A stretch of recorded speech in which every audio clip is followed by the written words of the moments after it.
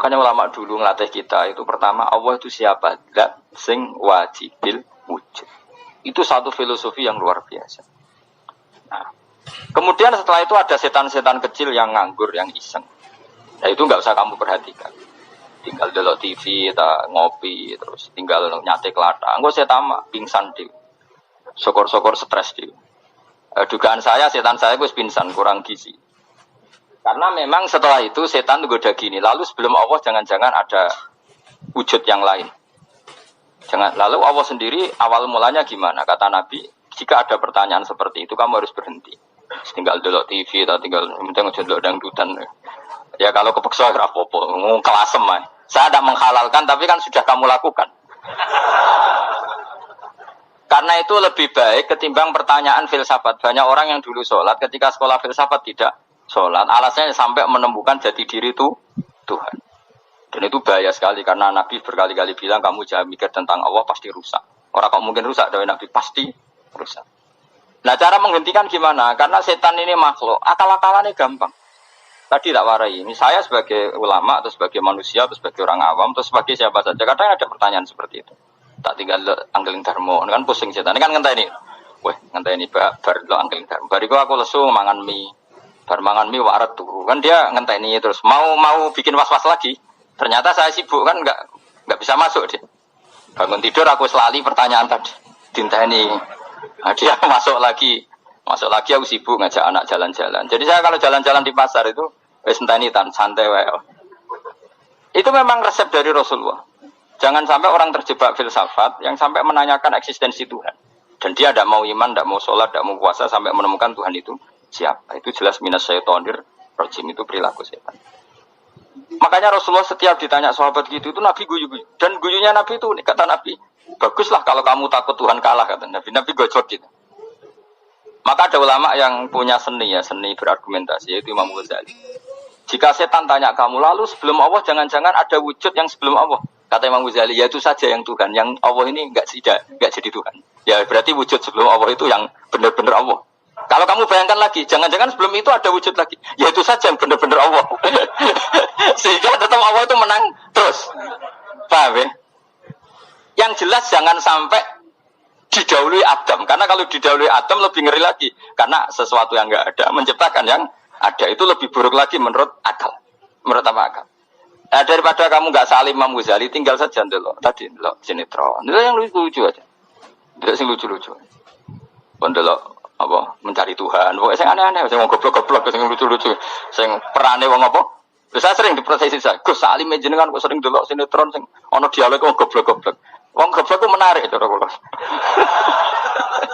Apa ya? Cara pandang itu di luar dugaan saya karena kula berkali-kali loh kalah wong goblok.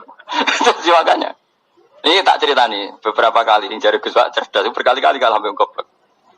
Ada seorang santri itu ingin dibelikan bapaknya itu sepeda motor. Bapaknya wong desa, senengane ngrumat sapi wedhus. Menurut saya ya orang tuanya itu mampu lah, sangat mampu untuk beli itu. Pak mbok ditukokno mawon wong sepeda motor. Kata bapaknya, "Anakku nu jog mondok tak goblok, Gus." Wong njaluk kok sepeda motor, njaluk mobil ora ya goblok. Lah kok goblok, Pak? Jenenge donya iku Gus, sing lahirno donya kok sapi iku ndek anak, wedhus ndek anak jenenge donya. Di mana-mana jenenge donya sing lahirno donya. Iki donya kok mangan donya. Mergo motor iku kan tuku bensin, mobil. Iku cara dekne iku goblok Gus.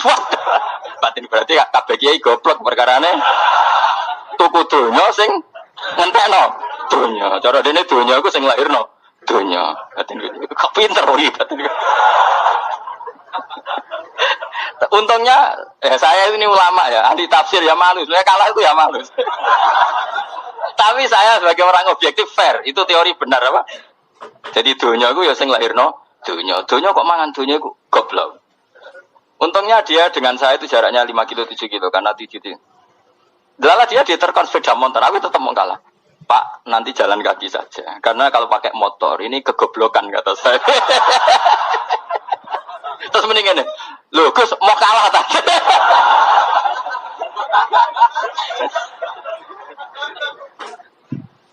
Wah kacau. Singkat cerita dia bersikeras, nggak mau beliin sepeda motor anaknya karena di mana-mana dunia gue sing lahirno dunia, nggak boleh dunia kok mangan. Nah, ini satu kegoblokan yang agak ilmiah tadi. Nah, Imam Asy'ari juga ngalami hal yang sama. Imam Asy'ari itu punya, kita kalau ahli sunnah kan dua partai ya. Ya, di dalam ahli sunnah itu hanya ada dua partai juga. Kalau nggak Asy'ari ya Maturidi. Dan sama-sama alim. Ya kalau terpaut ya paling 5%, 7% ya. Kealimannya Asy'ari dan Maturidi. Imam Asy'ari itu bikin logika yang jelimet seperti saya sekarang ini. Logikanya yang jelimet, tapi permanen. Jadi yang saya ajarkan tadi itu logika yang jelimet tapi apa? Permanen. Karena tadi alam raya ini kadung wujud. Kalau kadung wujud pasti pewujudnya yang menciptakan wujud pasti adalah kewujudan. Karena al-adam la yu'athiru syai'an. Di mana-mana kenihilan tidak yu'athiru syai'an. Ya sepakat ya, gampang kan? Tentu wujud ini prima disebut wajibil wujud. Lalu Imam Asy'ari itu bersikeras. Kalau imanul muqallid itu tidak diterima. Sebanyak keberatan ulama, tapi Nabi nyatanya yaktafi bi imanil Arab al-khalina anin nazar. Nabi nyatanya mencukupkan imannya orang-orang Bedui yang mereka itu kayaknya tidak bisa mikir. Ya, Nabi yaktafi bi imanil Arab itu wong desa al-khalina anin nazar yang mereka itu tidak bisa Pak. Ingat cerita Imam Asy'ari survei. Coba ayo kita tanya orang-orang kampung. Ternyata kegoblokan orang kampung itu ya ilmiah, masyhur itu. Imam Asy'ari saja harus belajar dari wong awam, wong goblok-goblok. Kita kok ingin ya Badawi bima araf tarobak. Kowe kok iman be Allah itu bima araf tarobak. Lalu kamu tahu Tuhan kamu atas nama apa? Dengan logika apa? Jawabnya enak ya. Al-ba'ratu tadullu 'alal ba'ir wa atharul aqdam yadullu 'alal masir. Angger ana tletong ya ana ontane. Angger ana bekas delamaane wong ya ana sing bar liwat.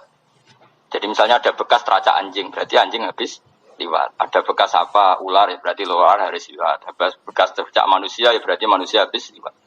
La wa hadzal alam atharun min athari qudratillah. Alam iki bekas, mesti ana sing enggak. Jadi Mas Ari pinter juga, mesti logikane gak jelimet tapi mergo anggere ana tletong, ana sapine.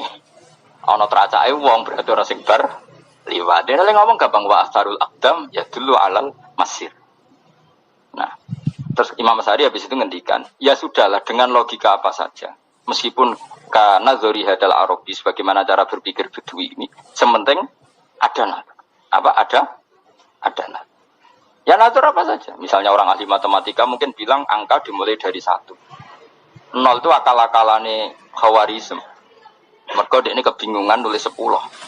Tapi tetap angka itu dimulai dari 1. Kalau misalnya 1 untuk mecah kesulitan ya harus dimulai 0,1. Tidak bisa 0 tok.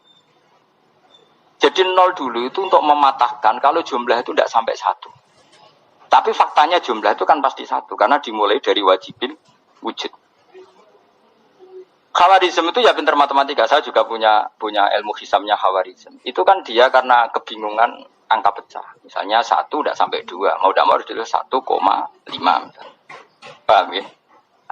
Lalu kalau sebelum 1 tetap dia harus 0,5. Lalu hakikat 0,5 itu kan bagian dari wujud apa bagian dari Adam? Tetap bagian dari wujud. Jadi 0,5 itu kan khayal kuliah. Tak warai ya. Mungkin saya ada ahli matematika ala wong kampus, tapi saya tahu Kang, ala Islam itu lebih gampang. Misalnya gini. Sesuatu itu kadang kamu putuskan itu satuannya 1. Tentu ketika separuh kamu katakan baru separuh. Tapi sebetulnya ketika satuan itu kamu katakan 10, yang separuh itu sudah 5. Itu kan terserah sing bagi, no? Terserah sing bagi. Ya iya dong, misalnya 1 juta, 5-nya artinya apa coba? 500.000 kan. Sekarang kalau 100.000, 5-nya jadi berapa? 50. Kalau 1,5 jadi. Nah itu kan terserah satuannya apa? Tapi tetap dari 0,5 itu tetap menunjuk sesuatu yang wujud. Yaitu 5-nya sebetulnya apa? 5 yang separuh tadi. Paham sih kalau maksud? Tetap nggak bisa sesuatu dimulai dari apa? 0. Nah, makanya kata Abdul Hamid Khan kalau dalam mendidik tauhid itu gampang saja tadi. Alam raya ini kadung maujud. Kalau kadung maujud pasti disebabkan oleh sesuatu yang wujud. Karena wujud pencipta harus berstatus prima. Lah prima ini atau premium ini kita sifati wajibil wujud. Atau kamu katakan apalah kausa prima atau musabibul asbab. Nah kelirunya kita dalam berislam itu, kritiknya para ulama, kita ini nyebut Allah dulu baru menceritakan status Allah. Kalau zaman Nabi itu dibalik. Status wajibil wujud itu kita terangkan dulu, baru yang oleh Islam itu namanya Allah. Paham ya? Kan beda, misalnya gini logikanya gini. Kamu ketemu orang ateis. Saya ulang lagi, kamu ketemu orang ateis. Terus kamu ditanya, lalu alam ini yang menciptakan siapa? Allah Jalla Jalaluhu. Mesti kan tanya, man huwa Allah? Allah itu siapa? Kalau dulu Islam mengajarkan enggak gitu. Surat pertama turun apa coba? Iqra. Iqra itu enggak nyebut kata Allah. Iqra bismi rabbika. Rabbika itu siapa? Alladzi khalaq. Sebutlah nama Tuhan. Yang berhak menyandang Tuhan adalah zat yang pencipta. Itu tidak ada kata Allah. Di surat Mudatsir, surat kedua. Ya ayyuhal mudatsir kum fa'andzir wa rabbaka fakabbir. Bukan Allah fakabbir, wa rabbaka fakabbir. Sehingga cara berpikir gini dibalik. Sebutlah Tuhan kamu. Tuhan itu siapa? Yang berstatus Tuhan adalah zat yang berstatus pencipta. Nah, lalu pencipta ini oleh Islam dinamai Allah. Kalau orang ateis kamu langsung bilang Allah, man huwa Allah. Berarti pertanyaannya Allah itu siapa? Lalu kamu jelaskan Allah adalah pencipta. Allah adalah wajibil wujud. Tentu lebih gampang kamu terangkan. Makanya Al-Qur'an menerangkan amuhuliku min ghairi syai'in. Maknanya saya di sini maknanya ya Allah. Apa? Allah. Apakah mereka diciptakan tanpa pencipta? Tentu setelah Islam tahu itu namanya siapa? Allah. Paham ya? Kalau balik malih. Jadi sebetulnya Quran itu ngajari kita itu ilmu mantek yang luar biasa. Misalnya ya Yuhanna su'budu siapa? Rabbakumul ladzi khalaqakum walladzina min qablikum. Sembahlah Tuhan. Tuhan itu siapa? Pencipta kamu dan pencipta orang-orang sebelum kamu. Lalu Tuhan ini oleh Islam dinamai. Tapi kalau langsung kamu bilang ke orang ateis atau orang Uni Soviet, Allah itu Tuhan. Allah itu siapa? Sebab itu di beberapa ayat dijelaskan dulu status Allah. Sifatnya Allah, keakhasan Tuhan. Yang dikatakan Tuhan adalah zat pencipta. Kalau tidak pencipta berarti tidak Tuhan. Sekarang Yesus pencipta bumi apa enggak? Enggak, karena dia lahir sudah di bumi. Begitu juga Fir'aun. Fir'aun itu kalah telak sama Nabi Musa ya gara-gara logika ini. Ketika Nabi Musa ditanya Fir'aun, "Wama Rabbul Alamin?" Lalu Tuhan itu siapa? Kata Musa, "Rabbus samawati wal ardi." Yang menuhani langit dan bumi. Jadi Fir'aun, "Ndak, ma'alim tulakum min ilahin wa irisa." Jalan-jalan kemana-mana yang dikatakan Tuhan oleh masyarakat saya. Kurang ajar Fir'aun. Terus kata Musa, "Ya Tuhanku yang di langit." Terus manggil Haman Mesir, "Ya Haman ibn li sarhalla ali ablughul asbab samawati fa'atali ila ilahi." Haman, bikinan saya piramida yang tinggi, aku akan lihat Tuhannya Musa. Ada enggak di sana? Padahal misalnya munggah tenan ya pangeran ra iso didelok kan repot Nabi Musa. Wah, payah ya nggih piramida nginceng pangeran tep ra ketok kan.